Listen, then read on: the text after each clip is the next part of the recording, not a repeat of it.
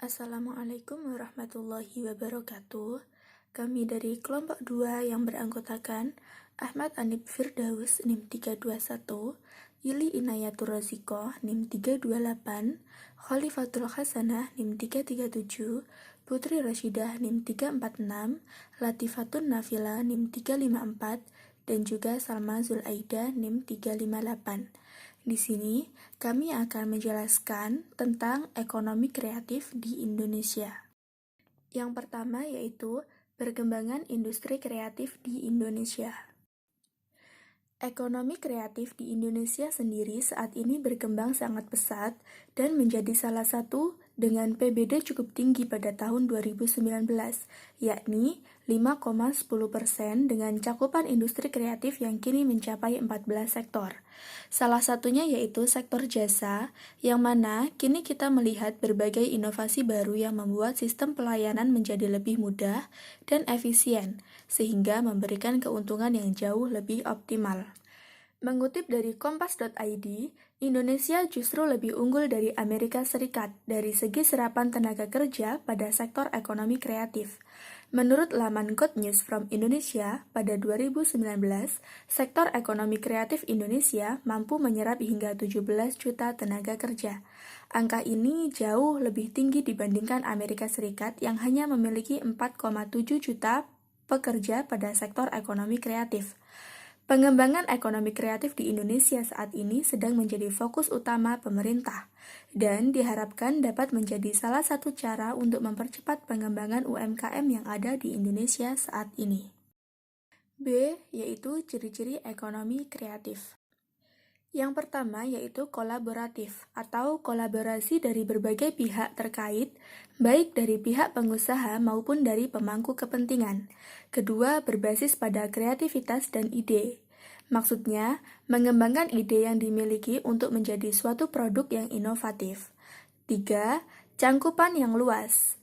Ekonomi kreatif memiliki cakupan yang luas karena kreativitas dan inovasi merupakan sesuatu yang tidak terbatas. Terakhir, kreasi intelektual. Maksudnya di sini, kreasi intelektual merupakan acuan utama yang menggerakkan suatu ekonomi. C, yakni manfaat ekonomi kreatif bagi Indonesia.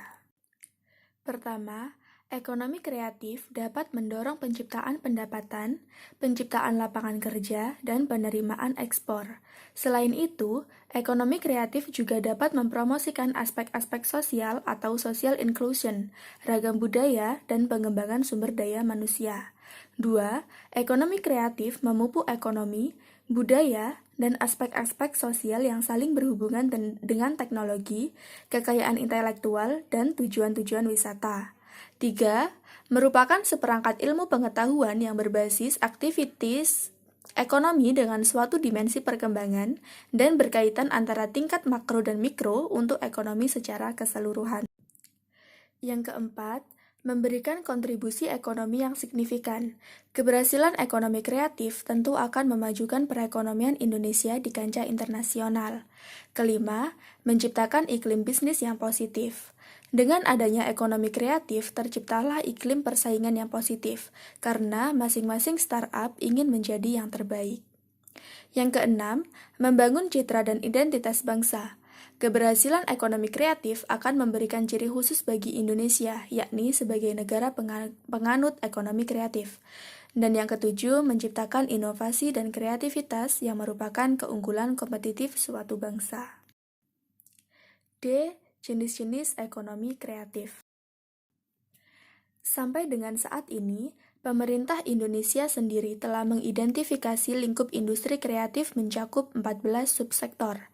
Adapun beberapa jenis ekonomi kreatif berdasarkan subsektor tersebut antara lain periklanan, kerajinan, pasar seni, arsitektur, desain, mode, perfilman, video dan fotografi, game interaktif, bidang industri musik, seni drama, penerbitan dan percetakan, layanan komputer dan perangkat lunak, penyiaran radio dan televisi, dan juga penelitian dan pengembangan. E. Ekonomi kreatif berbasis lokal. Peran ekonomi kreatif dalam perekonomian nasional serta karakteristik Indonesia yang terkenal dengan keragaman sosio-budaya yang tersebar di seluruh pelosok Nusantara, tentunya dapat menjadi sumber inspirasi dalam melakukan pengembangan industri kreatif. Keragaman budaya Indonesia menandakan tingginya kreativitas yang telah tertanam dalam masyarakat Indonesia. Pengembangan ekonomi kreatif dalam konteks keindonesiaan ialah mampu mengintegrasikan teknologi, informasi dengan tetap mempertahankan kekhasan yang ada dalam rangka perbaikan ekonomi yang lebih baik. Untuk meraih keunggulan yang mampu menekan pengangguran serta memberikan peluang yang adil sesama masyarakat, hal tersebut sejalan dengan tujuan dalam pembangunan ekonomi dalam Islam, yang berkaitan dengan konsep falah yang berarti kesejahteraan ekonomi di dunia dan keberhasilan hidup di akhirat, yaitu kesejahteraan yang meliputi kepuasan fisik, sebab kedamaian mental yang hanya dapat dicapai melalui realisasi yang seimbang antara kebutuhan materi dan ruhani dari personalitas manusia. Mengembangkan ekonomi kreatif berbasis budaya dan kearifan lokal adalah solusi alternatif untuk menstimulus perkembangan ekonomi kreatif untuk bisa mandiri dan bisa mengembangkan usaha terutama di daerah.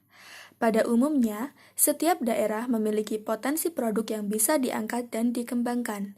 Keunikan atau kekhasan produk lokal itulah yang harus menjadi intinya, kemudian ditambah unsur kreativitas dengan sentuhan teknologi. F. Konsep nilai kearifan lokal. Nilai-nilai yang terkandung dalam kearifan lokal di Indonesia antara lain nilai religi, nilai gotong royong, nilai seni, nilai sejarah, dan nilai ekonomi. Menumbuh kembangkan ekonomi kreatif tidak bisa lepas dari nilai budaya setempat. Dalam kebudayaan lokal, ada yang disebut dengan kearifan lokal yang dapat menjadi nilai-nilai bermakna, antara lain yaitu nilai seni dan nilai sejarah. Bisa diterjemahkan ke dalam bentuk fisik berupa produk kreatif daerah setempat, sehingga menjadi nilai ekonomi. Selain itu, nilai-nilai kearifan lokal seperti nilai religi dan gotong royong juga dapat diterapkan dalam lingkungan industri agar menjadi nilai-nilai pada suatu usaha industri kreatif. G. Kearifan lokal sebagai daya saing global.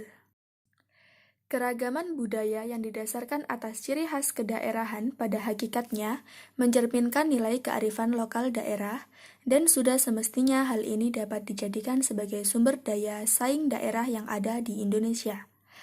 Pada sektor usaha UMKM batik misalnya, masing-masing sentra UMKM batik yang ada di daerah memiliki motif yang berbeda-beda sesuai dengan budaya lokal atau nilai kearifan lokal daerahnya. Adapun ciri khas dari batik-batik yang merupakan kearifan lokal tersebut dapat menjadi daya saing daerah masing-masing dan juga menjadi daya saing global. Batik merupakan kekayaan bangsa Indonesia yang diakui UNESCO dan dapat menjadi nilai lebih di mata internasional. Sekian presentasi yang dapat kami sampaikan. Kurang lebihnya kami mohon maaf yang sebesar-besarnya.